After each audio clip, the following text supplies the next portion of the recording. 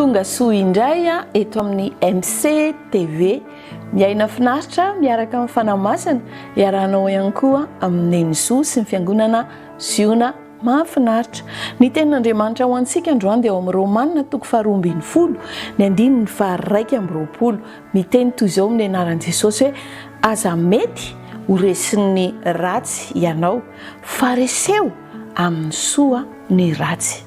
Raha amin'izao androntsika izao teny olona dia ratsy, tena hoe miaraka matory amin'ny fo tezitra izy, amin'ny fo malahelo, amin'ny fo be fialonana, dia reny rehetrarehetra iny ndray vao maika mitombo rehefa maraina dia iny ny tonga dia hiataka eny antsika.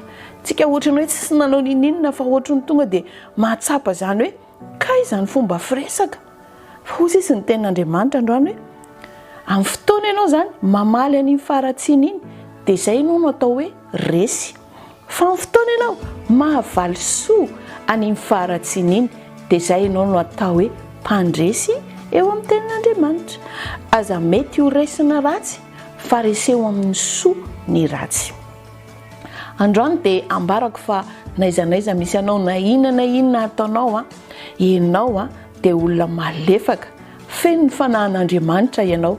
Amin'ny fotoana mety sendra olona ianao, mety hiteny zavatra tsy mahafinaritra aminao, nanana fihetsika hafahafa, fa ao anatin'izany noho ny fahafenon'Andriamanitra ao anatinao dia ho hainao foana ny ho tsara. Andriamanitra mpanao ny tsara ary ianao ihany koa dia tsara. Zay fa tahiny tompo dia bonne journée.